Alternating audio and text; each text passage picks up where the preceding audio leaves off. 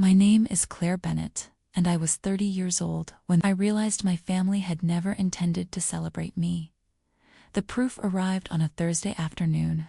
3 days before my birthday, I had spent 6 months planning the dinner. Nothing extravagant. Just 40 guests, a private room at a restored historic inn overlooking the river, live piano music, and a chance to thank the people who had supported me through years of hard work. The invitations had been mailed, the deposits were paid, fresh flowers had already been ordered. For the first time in my life, I had planned something that wasn't for someone else. Then my phone rang. "Dinner's off," my mother said before I could even say hello. I frowned. "What do you mean, it's off? We're canceling everything." "Why?" There was a long pause. "Olivia needs us, my younger sister." Again I closed my eyes. What happened this time? "She's going through something difficult, Mom.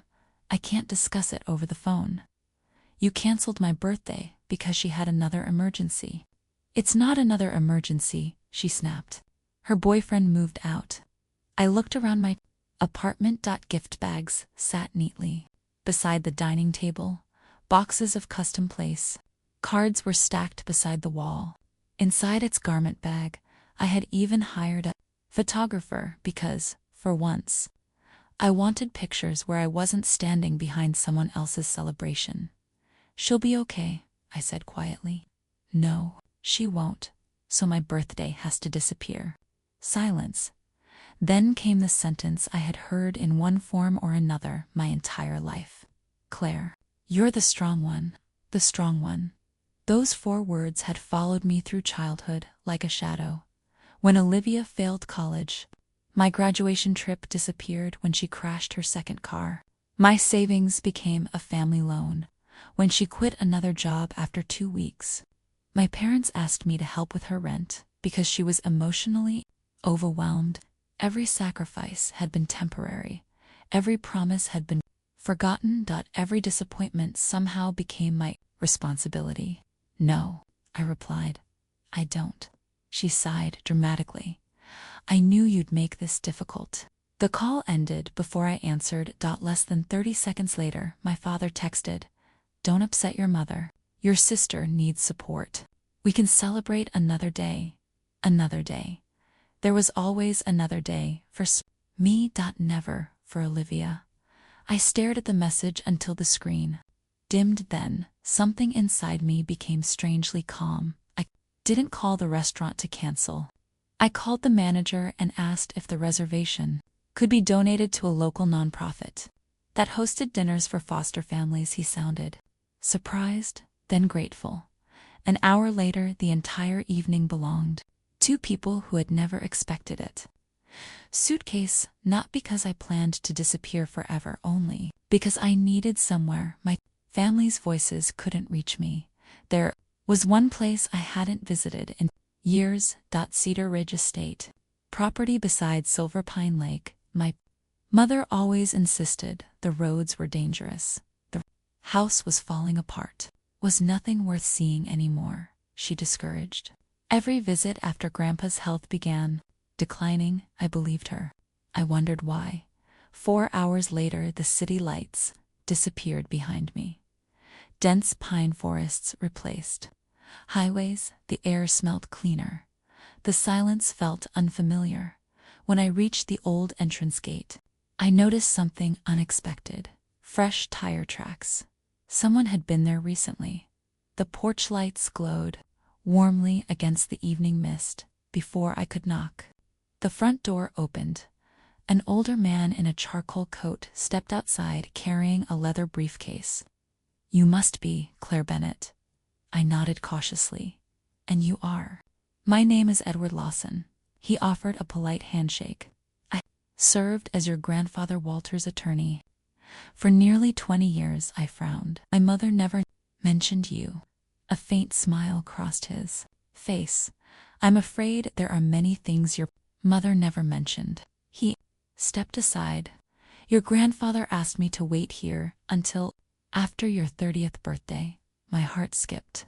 "Because he believed this would be the first day you finally came looking for the Truth. Edward led me into Grandpa Walter's study.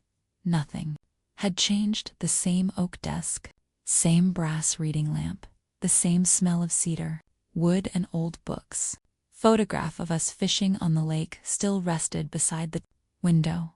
Unlike every family portrait hanging in my parents' house, this picture contained only Grandpa and me. Edward placed a thick leather folder onto the desk. Everything you need. Grandfather's final wishes. Inside, my hands hesitated.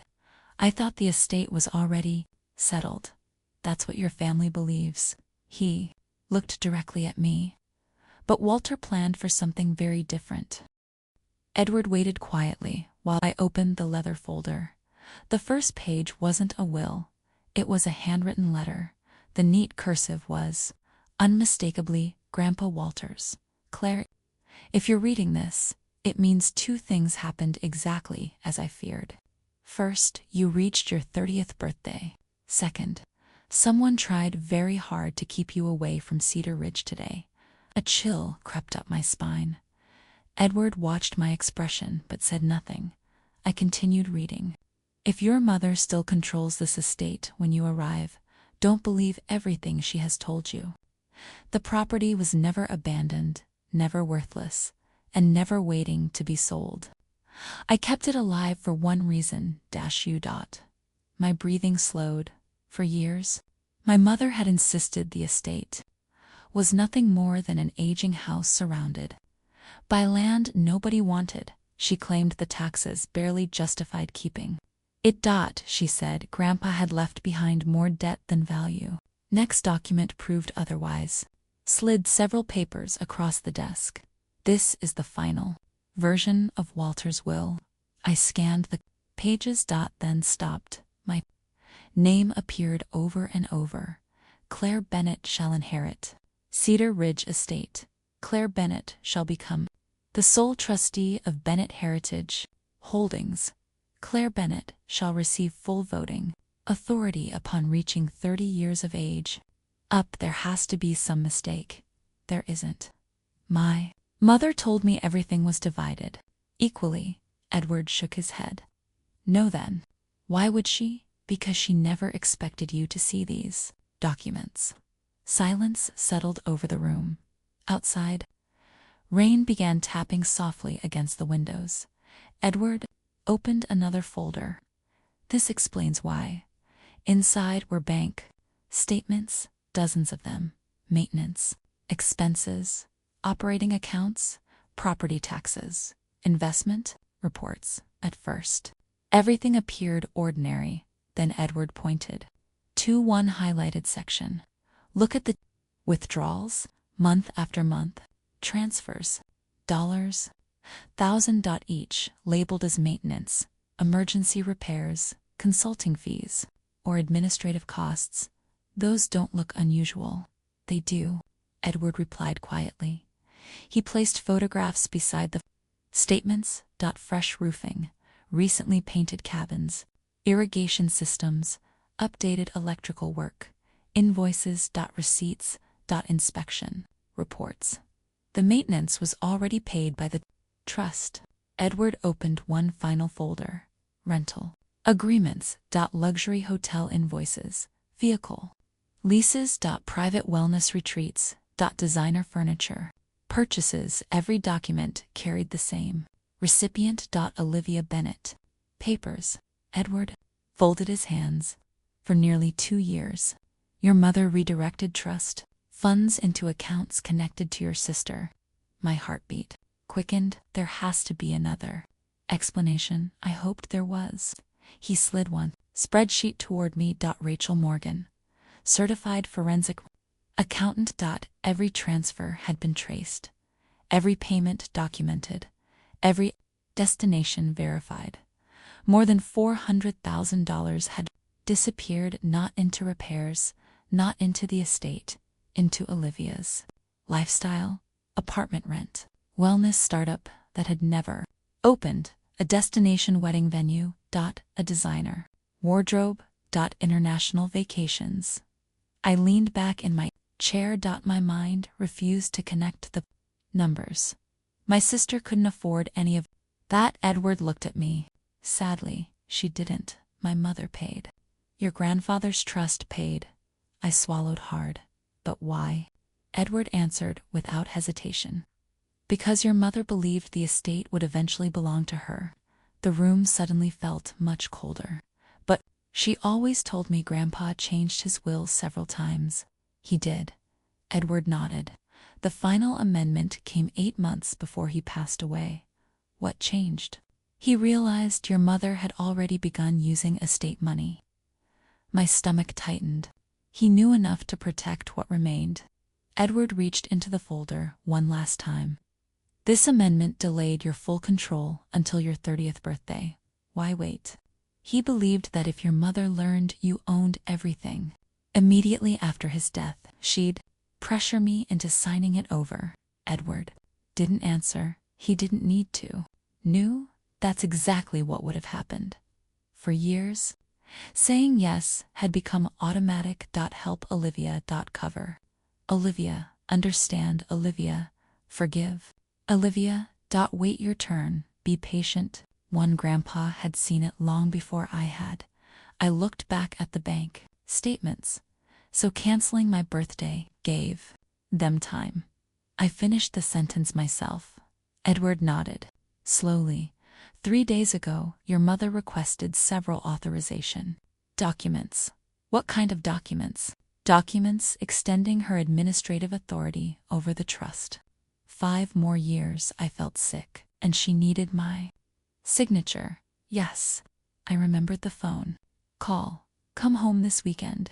Your father wants to discuss some paperwork. Paperwork, not family. Not concern.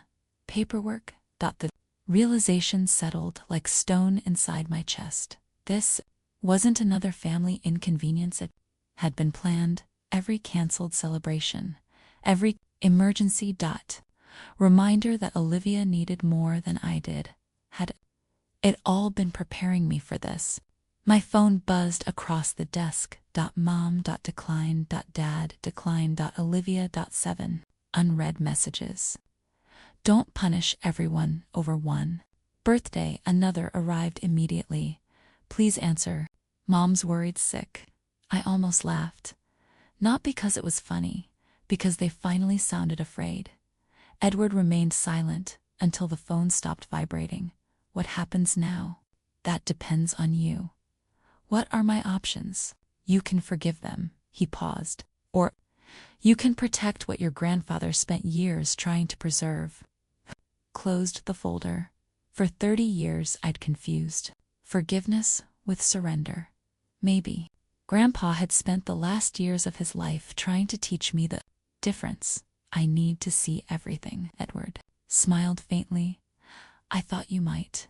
He handed me a ring of old brass keys.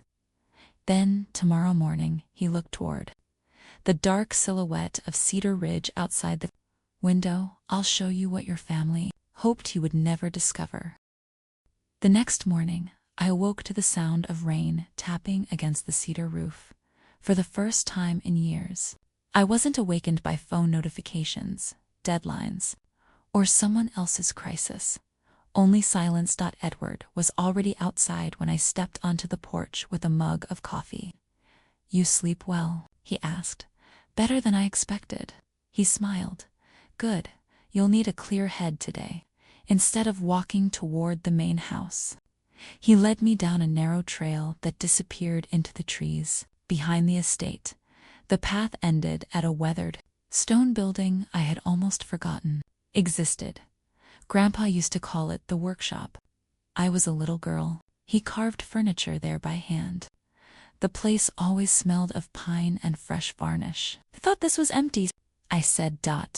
Edward pulled an old brass key from his pocket. It isn't. The heavy door groaned open. Sunlight streamed through dusty windows, revealing rows of workbenches covered with neatly arranged tools. Nothing looked abandoned. Everything had been preserved exactly as Walter Bennett left it. Of the room stood a large oak drafting table. On top rested dozens of rolled blueprints tied with leather straps. What are these? I asked. Edward untied the first bundle. Architectural. Drawings. Cabins. Studios. Walking. Trails. An exhibition hall overlooking the lake. A glass conservatory. Outdoor classrooms. Disbelief? This looks like an entire campus. It is. Edward nodded. Your grandfather spent nearly 15 years designing this. I slowly unrolled another blueprint. At the bottom was a handwritten title, Silver Pine Creative Center. I smiled without realizing it. When I was 13, I whispered, I drew something almost identical. Kept every sketch you ever gave him. Inside were hundreds of drawings. Childhood paintings, watercolor landscapes, notebook, pages filled with impossible dream buildings, even a crumpled sheet from middle school that read, one day, artists should have a place where nobody tells them their dream isn't practical. Tears filled my eyes. Don't even remember writing this. He did. Edward spoke softly. He believed you would. For the next several hours, we walked through every acre of Cedar Ridge. The property wasn't neglected, it had simply been waiting. Fruit orchards still produced harvests, only needed minor repairs. A row of guest cottages required fresh paint but remained structurally sound. The forest trails were breathtaking. Everywhere I looked, I saw possibilities instead of decay. My mother had described the estate as a burden. Grandpa had quietly built a future. As we returned toward the house, Edward's phone rang. His expression changed immediately. It's Rachel, he answered. I watched him listen without speaking. Finally he looked at me. They've started. My stomach tightened. What happened? Your mother visited the bank this morning, and she requested emergency access to several trust accounts, but you froze them. Yesterday we did, so she couldn't. Edward shook his head. No. A small wave of relief washed over me. Then he continued, but she also claimed, you're emotionally unstable. I stopped walking. What? According to the bank manager, she said you disappeared after suffering a breakdown. I couldn't believe what I was hearing. She told them you were under extreme emotional distress after canceling your birthday. My birthday wasn't canceled by me. No, she canceled it. Edward nodded. Grimly, apparently that's not the version she shared. The rain began falling harder. For a moment, neither of us spoke. Finally, I asked the question I wasn't sure I wanted answered. Do you think she's desperate or calculating? Edward didn't hesitate. I think she knows exactly what she's doing. That afternoon, Rachel Morgan arrived carrying 3 storage boxes overflowing with financial records. Unlike Edward, she wasted no time with sympathy. She opened her laptop immediately. I've reviewed another 18 months of transactions. Anything new? Quite a bit, she projected. Spreadsheets onto the wall. Patterns appeared almost immediately. Every time something important happened in my life, money moved. Month I received a promotion, a large transfer. The week I was invited to speak at an architecture conference. Another withdrawal. The day Grandpa scheduled an estate meeting, a payment labeled emergency family support. My chest tightened. This can't be coincidence. It isn't. Rachel highlighted several dates. Notice something else. I compared the timeline. Every transfer happened within 48 hours of one event. Olivia's emergencies, a panic attack, a breakup, illness. A failed business idea, a damaged car, a landlord dispute. Every single crisis conveniently overlapped with decisions involving Grandpa's estate. I leaned back slowly. She wasn't just unlucky. Rachel looked at me. No, someone benefited every single time. The room fell silent. Edward closed the final file. Claire. He met my eyes. I think it's time you accepted something. What? This wasn't a dysfunctional family. He paused. It was a system. One person created. Emergencies. Them with someone else's resources. One person stayed quiet to avoid conflict, and one person, he looked directly at me, paid the bill. For the first time in my life, I realized I had never been the strong one. I had simply been the easiest one to sacrifice. For the next 2 weeks, Cedar Ridge became less of a refuge and more of a headquarters. Every morning began with coffee, spreadsheets, and meetings. Edward coordinated with attorneys. Rachel reconstructed years of financial records, holdings in 14 days than I had in the previous 30 years of my life. Grandpa hadn't left behind a struggling business. He had built a quiet success. The company managed sustainable timberland, conservation easements, and several historic properties throughout the county. It wasn't flashy, but it was profitable, respected, and debt-free. More importantly, it had never depended on selling Cedar Ridge. That had been my mother's story, not Grandpa's reality. One afternoon, Rachel entered the library carrying a slim folder. I found something interesting. She placed it on the table. What is it? Minutes from a board meeting 6 months ago. I skimmed the pages. Most of it discussed routine maintenance, leases, and environmental grants. Then one paragraph caught my eye. Proposal submitted by Sterling Development Group. Attached was a glossy brochure. Luxury waterfront, villas, private marina, exclusive membership, club. The digital rendering erased almost everything I loved about Cedar Ridge. The old forest was gone. The trails had disappeared. Even Grandpa's workshop had been replaced by a parking garage. How much were they offering? Rachel slid another document across the table. My eyes widened. $30-8 million. Understood immediately why my mother had become obsessed with controlling the estate. Sanctuary. She had seen a payday that evening. Edward received another phone call. They're escalating. I looked up from my notebook. Your parents have been asking around town. Asking what? Whether anyone has seen you? I shrugged. They know I'm here. They're pretending they don't. Edward sighed. Because it creates a different story. What story?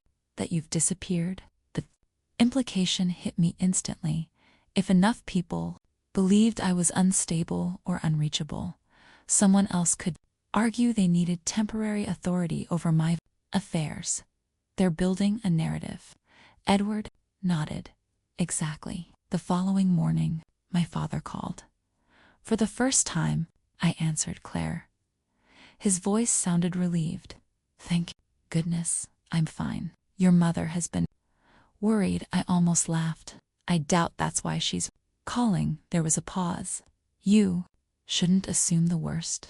We're still your family. I looked out across the lake.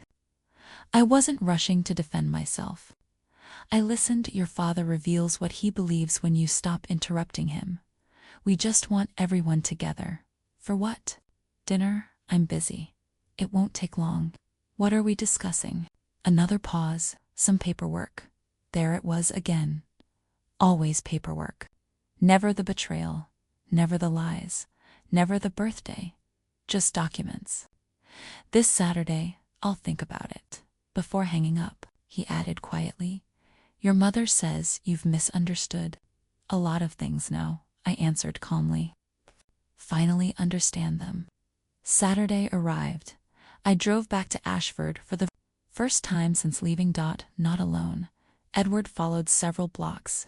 Behind, in another car, Rachel had already delivered copies of every financial record to a secure archive. Nothing that happened today could erase the evidence. As I pulled into my parents' driveway, I noticed something strange. My mother's SUV, my father's truck, Olivia's convertible, and 3 unfamiliar luxury vehicles. I frowned. Edward, he answered through my earpiece. I see them. Who are they? I'm checking. A minute later, he called back. You should know something. What? Those cars belong to executives from Sterling Development. I gripped the steering wheel. They're here. Yes, They're meeting my parents. It appears so. A cold realization settled over me. This wasn't a family dinner, it was a business meeting. And I had just been invited to become the final signature. Standing in their way, I stepped out of the car. Before I reached the front door, it opened. My mother smiled as though nothing had happened.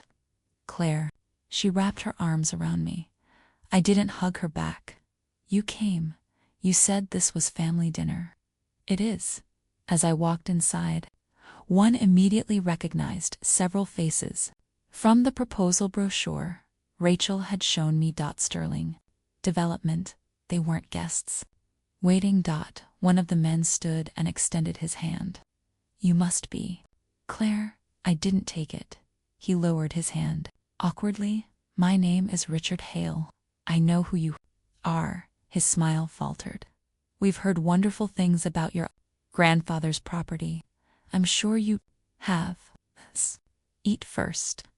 No one moved toward the dining room instead. Everyone gathered around the large conference table my parents rarely used. Had already been arranged. Pens rested beside every chair. My seat sat directly across from Richard Hale. I looked at my mother. They called this dinner. She forced another smile.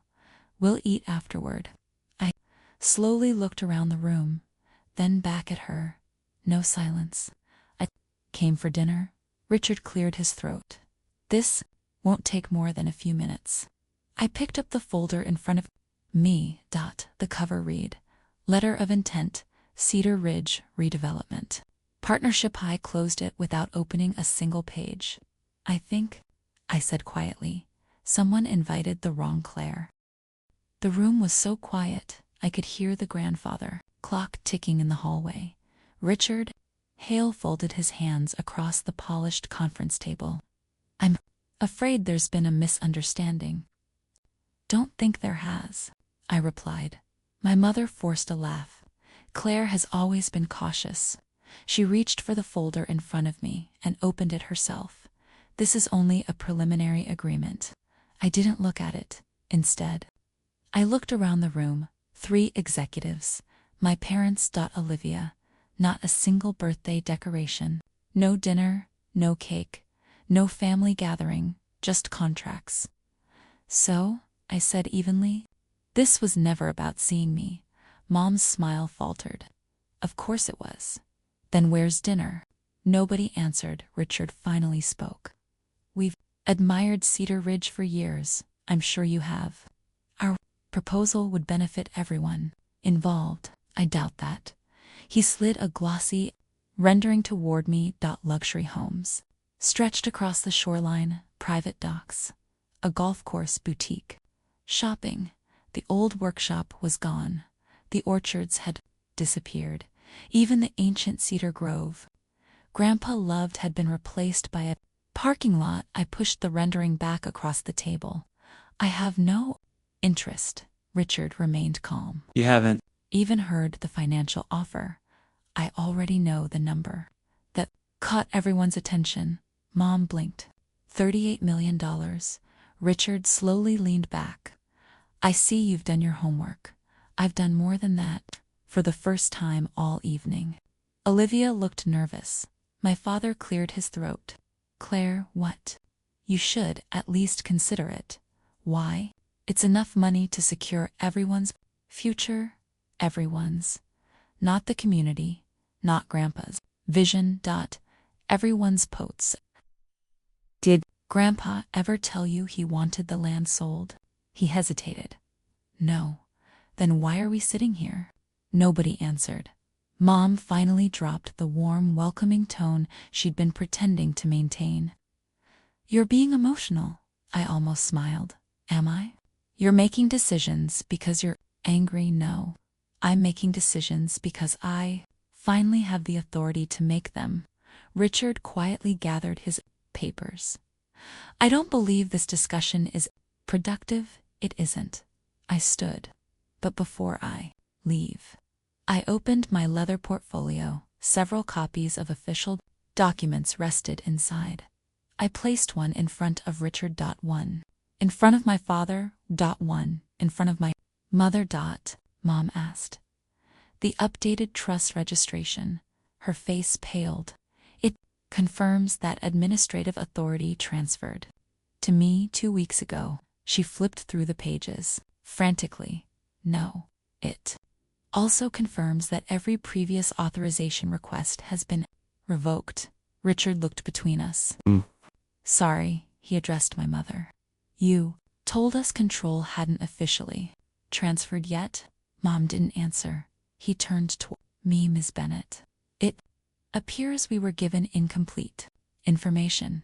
I know. Richard closed his briefcase. Sterling Development withdraws from today's meeting within seconds. All 3 executives stood. None of them looked angry, only uncomfortable. They had expected a business negotiation instead. They had walked into a family deception as they left. Richard paused beside me. For what it's worth, your grandfather spoke very highly of you. Then he walked out. The front door closed. Returned, only family remained. Olivia suddenly slammed both hands on the table. You embarrassed us. I looked at her. No, I interrupted your plan. You don't understand anything. Then explain it. She couldn't. She looked at Mom. Just like always, waiting for someone else to speak for her. Mom stood. Claire, wait, only wanted what's best. For who? For the family? I shook my head. No, you wanted control. She looked genuinely offended. How can you say that? I reached into my portfolio again. I removed a stack of printed emails. Rachel had found them during her investigation. I can say it because I read these.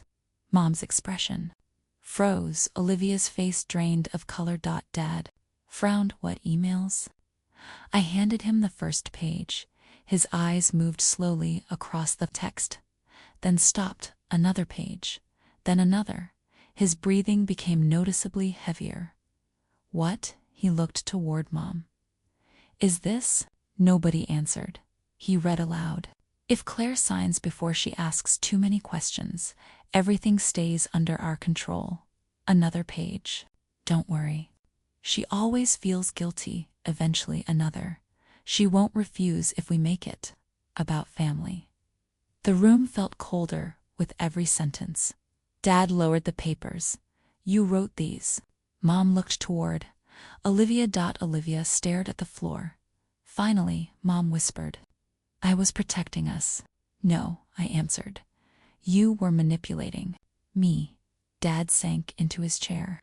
I didn't. No, I believed him. But belief didn't erase responsibility. You knew enough. He looked up. What does that mean? You knew my college savings disappeared. Silence. You knew I helped pay Olivia's debts. Silence. You knew every important moment in my life somehow became less important than her latest crisis. His shoulders slumped. I thought he couldn't finish. You thought The peace was easier. He nodded slowly. I sighed. And that's exactly how this happened. I gathered my portfolio. There won't be another meeting. Mom stood quickly. You can't leave like this. I already have. What about this family? I paused at the doorway, then looked back one final time. The moment you invited developers, instead of celebrating my birthday, I met each of their eyes. You already chose, without another word. I walked out of the house. As I reached my car, my phone buzzed. A message from Rachel. You'll want to come back immediately. I just uncovered something that changes everything. I stared at the screen. If Rachel sounded shaken, whatever she'd found was bigger than stolen money. Much bigger. By the time I returned to Cedar Ridge, Rachel was already waiting in Grandpa Walter's study. The stack of documents in front of her was much larger than the one I'd left that morning. Edward stood by the fireplace, unusually quiet. Neither of them looked up when I entered. My stomach tightened. Rachel closed her laptop. What is it? I was reconciling payroll records.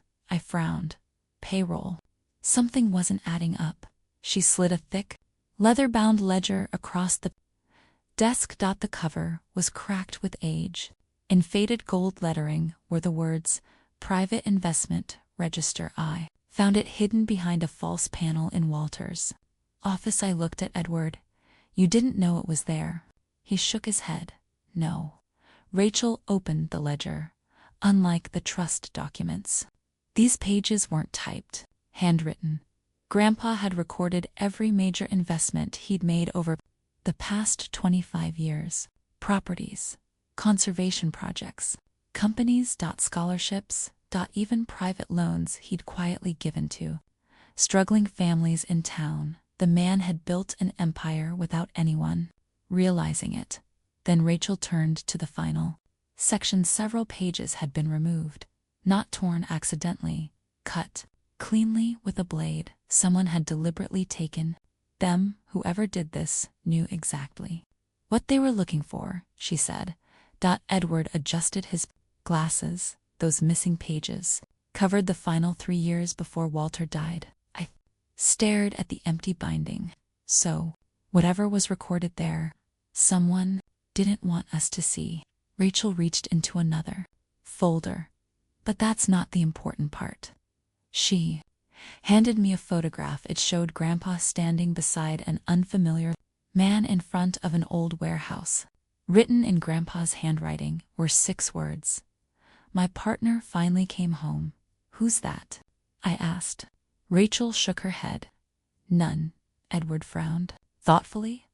"I've never seen him before either." The photograph raised more questions than it answered. Grandpa had always handled business alone. At least, that's what everyone believed. Document from the folder came from the county archives. It was a property deed, not for Cedar Ridge, for a neighboring parcel of land, 40 acres.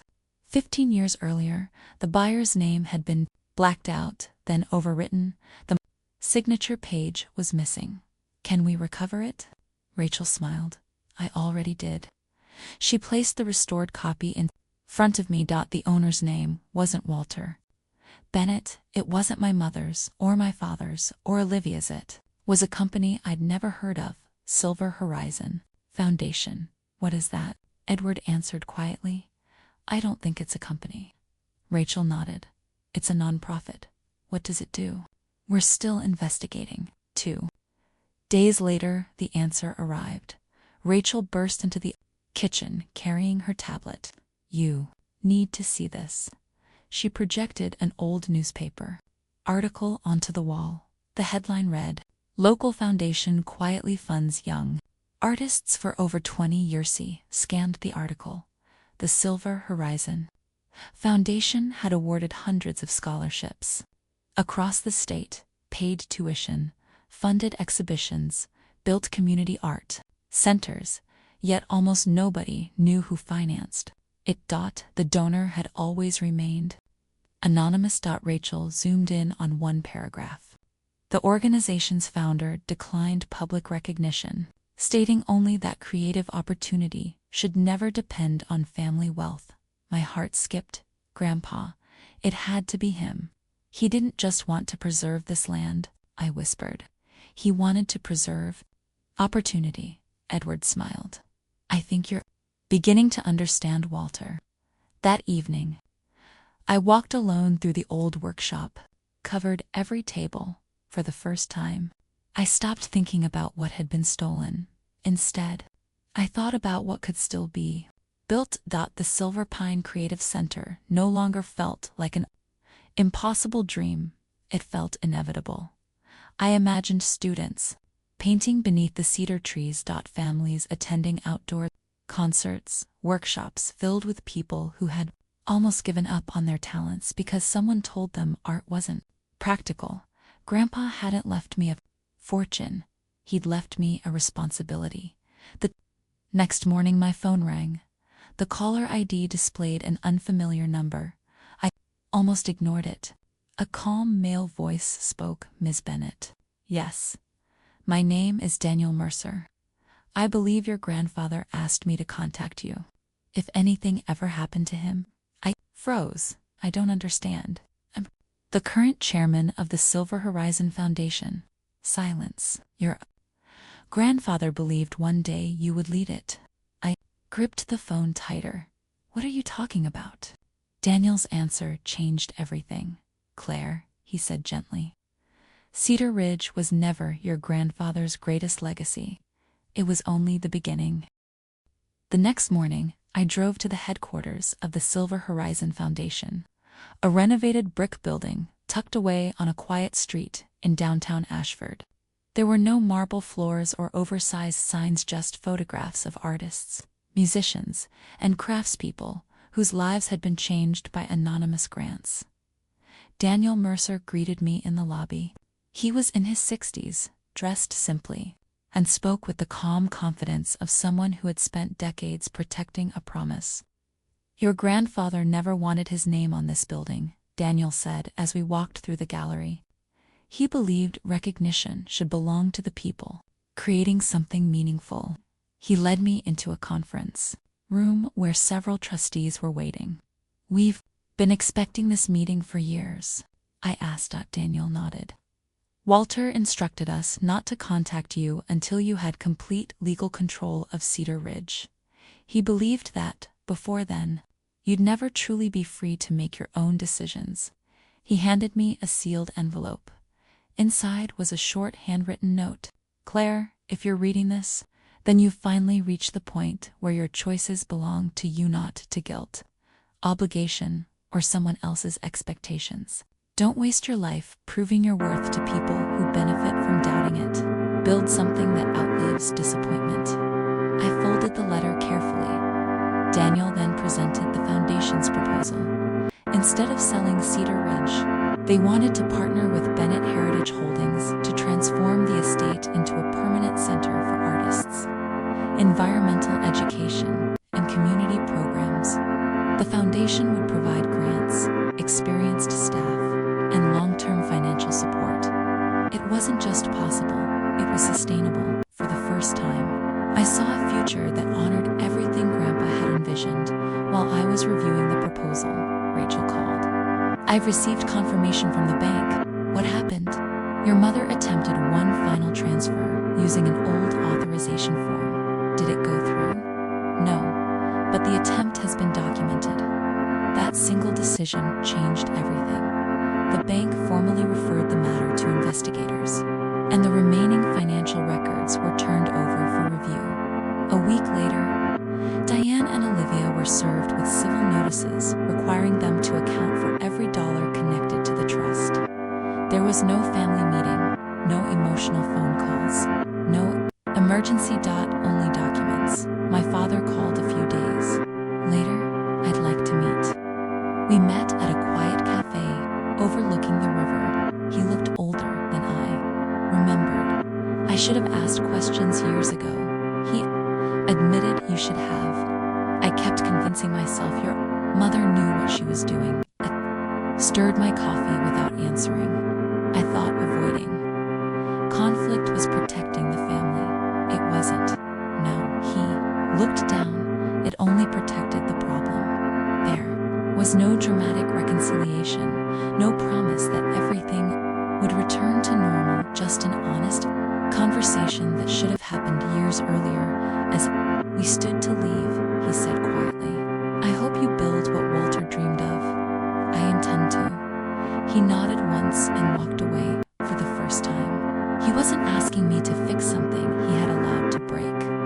Construction at Cedar Ridge began that spring. The first building to reopen wasn't the main house or the guest cabins. It was Grandpa Walter's old workshop. Instead of replacing it with something modern, we restored it exactly as he had left it. The worn wooden benches stayed. The hand tools were cleaned and displayed. Even the faded sketches pinned to the walls remained where he'd left them. Above the entrance, we installed a simple sign, the Walter Bennett Studio inside. Anyone could work, learn, or simply create. No membership, no expensive tuition, just opportunity. Within months, the Silver Pine Creative Center welcomed its first residents. Painters, sculptors, photographers, writers, and musicians arrived from across the country. Local schools began bringing students for weekend workshops, and the nearby university partnered with us on environmental research projects along the lake. A state was no longer a forgotten property. It had become exactly what Walter imagined, a place where creativity and conservation existed side by side. The legal proceedings continued quietly in the background. Rachel's records proved impossible to dispute. Faced with detailed financial evidence, Diane agreed to a civil settlement that required her to repay a substantial portion of the money she had redirected from the trust. Several personal assets were sold to satisfy the agreement. Olivia wasn't found responsible for managing the trust, but she was required to return assets that had been purchased directly with estate funds. Process wasn't dramatic. It was simply the law doing what family loyalty never had, drawing clear boundaries. Months later, Olivia unexpectedly asked to meet. We met in a public park near the river. She looked different. There were no designer clothes, no expensive car, no performance. "I've been working," she said. "I heard." She nodded. "I wanted to tell you something in person. I waited. One spent years believing someone else would solve every problem I created." She looked down at her hands. "I don't expect forgiveness. I appreciate your honesty. I also know I can't undo what happened." For a long moment, neither of us spoke. Finally, she stood. "I hope the center succeeds." She walked away without asking for money.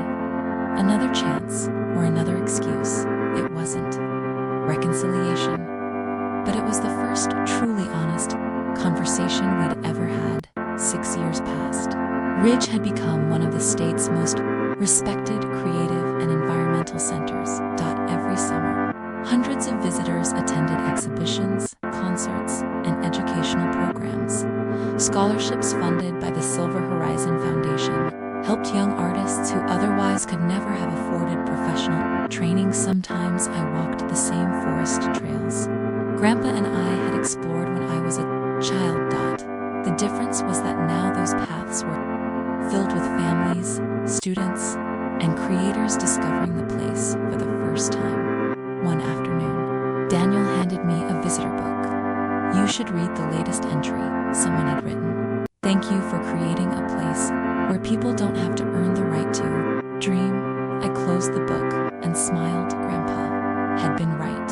Measured by what continued long after you were gone. On my 40th birthday, nearly 200 people gathered at Cedar Ridge. Artists displayed new work, covered one wall with paintings they'd made that morning. Music echoed across the lake as the sun began to set. There were no interruptions, no emergencies, no one asking me to give my day to someone else as everyone sang happy birthday. I looked toward the old workshop. I could almost picture Grandpa standing in the doorway with that familiar smile, not because he had left me land or a business, but because he had shown me the difference between obligation and love. Real love doesn't ask you to disappear so someone else can shine. It encourages everyone to grow. When it came time to make a wish, I didn't wish for revenge. Life had already delivered consequences where they belonged. Instead, I wished that no one would spend years believing they had to sacrifice their happiness just to keep their family comfortable. The candles went out. Applause filled the evening air. This time, no one took the celebration away.